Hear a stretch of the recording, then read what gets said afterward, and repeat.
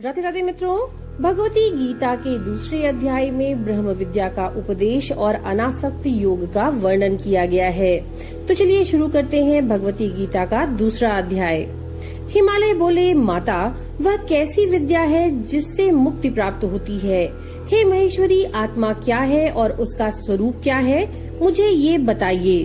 पार्वती जी बोली, तात महामते, सुनिए, संसार से मुक्ति दिलाने वाली जो विद्या है उसके स्वरूप का मैं संक्षेप में वर्णन कर रही हूँ। बुद्धि, प्राण, मन, देह, अहंकार और इंद्रियों से अलग शुद्ध और अद्वितीय चित स्वरूप आत्मा मैं ही हूँ। ऐसा पूर्णतः निश्चित है। जिस ज्ञान के द्वारा आत्म स्वरूप का सम्यक अवबोध होता है वही विद्या है और उसी विद्या को ध्यान भी कहा जाता है। आत्मा निर्विकार, विशुद्ध तथा जन्म मरण आदि से रहित है। वह आत्मा बुद्धि आदि उपाधियों से रहित चिदानंद स्वरूप, आनंदमय, परम प्रभा युक्त, पूर्ण तथा सत्य ज्ञान आदि लक्षणों वाला है। वही एकमात्र अद्वितीय सर्वश्रेष्ठ आत्मा अपने प्रकाश से सभी प्राणियों के सूक्ष्म देहादि को प्रकाशित करते हुए सम्यक रूप से सबके भीतर विराजमान है।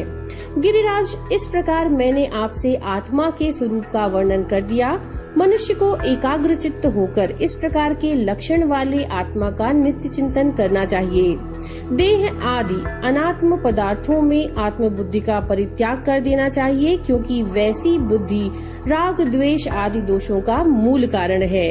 राग द्वेष आदि दोषों से दोष युक्त कर्म ही संभव है। उनसे प्राणी जन्म मरण की प्रक्रिया से निरंतर बधा रहता है। अतः शरीरादि अनात्मा पदार्थों में उस आत्म बुद्धि का परित्याग कर देना चाहिए। ये सुनकर के हिमालय बोले, हे शिवे, राग द्वेष आदि से पापात्मक अशुभ अदृश्य पैदा होता है। उसका परित्याग लोग किस प्रकार करेंगे, इसे आप कृपा करके मुझे बतलाइए। जो लोग दूसरे मनुष्य का अपकार करते हैं उनके प्रति वह व्यक्ति सहिष्णुता का भाव भला किस प्रकार रखे और उनके प्रति उस व्यक्ति में किस प्रकार से इष्टानिष्ट विषयक राग तथा द्वेष न हो। श्री पार्वती जी बोली, अपकार किसका किया गया, इस पर शीघ्र विचार करना चाहिए। उस पर विचार करने से द्वेष उत्पन्न ही नहीं होगा। 5 महाभूतों से मिलकर ये देह बनी हुई है, जिससे यह जीव स्वयं भिन्न है।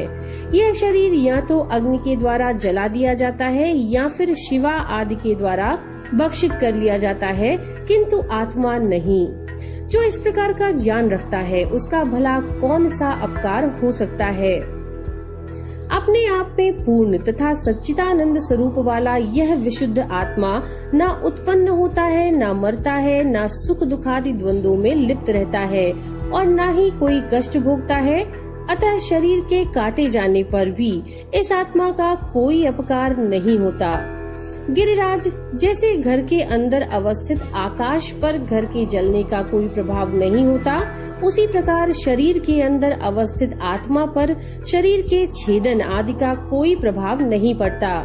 जो मारने में इस आत्मा को मारने वाला समझता है और जो शरीर के मारे जाने पर आत्मा को मारा गया समझता है, ऐसा सोचने वाले वे दोनों लोग ही भ्रमित चित्त वाले हैं, क्योंकि ये आत्मा तो न तो मरता है और न ही मारा जाता है।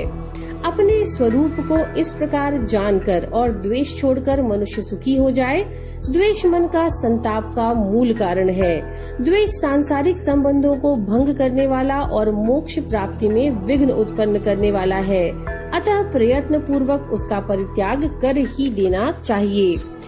हिमालय बोले, हे देवी, यदि देह तथा परमात्मा स्वरूप जीव का इस लोक में अपकार नहीं होता तो ये दोनों दुख के भागी नहीं होते।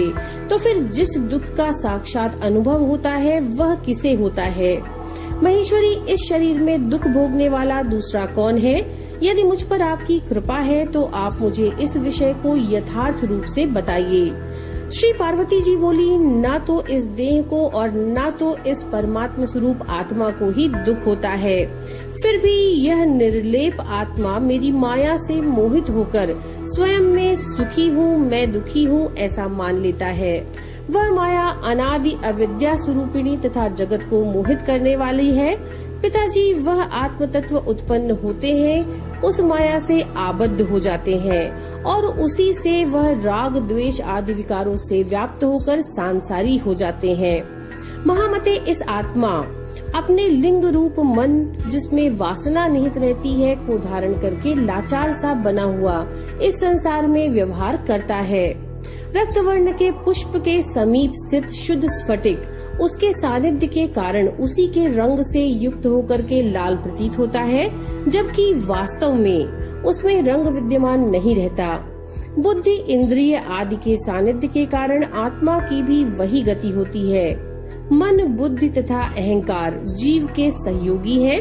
हे तात, अपने अपने कर्मों के अधीन होकर वे ही कर्म फल का भोग करते हैं। वे सभी समस्त विषयात्मक सुखों तथा दुखों का भोग करते हैं, आत्मा भोग नहीं करती, क्योंकि ये आत्मा प्रभुता संपन्न विकार रहित तथा निर्लिप्त है।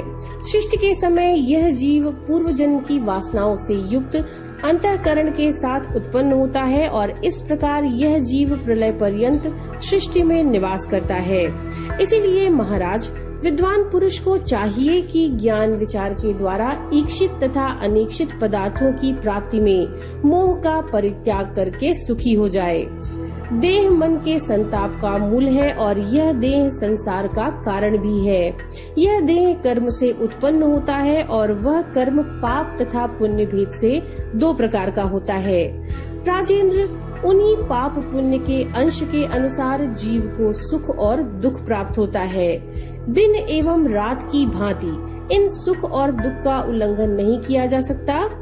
स्वर्ग आदि की प्राप्ति की कामना करने वाला विधान पूर्वक पुण्य कर्म करके स्वर्ग प्राप्त करने के बाद भी शीघ्र ही कर्म से प्रेरित होकर पुनः मृत्युलोक में गिरता है। अतः विद्वान को आसक्ति का त्याग करते हुए विद्याभ्यास में तत्पर रहकर तथा सत्संग करके परम सुख की अभिलाषा करनी चाहिए।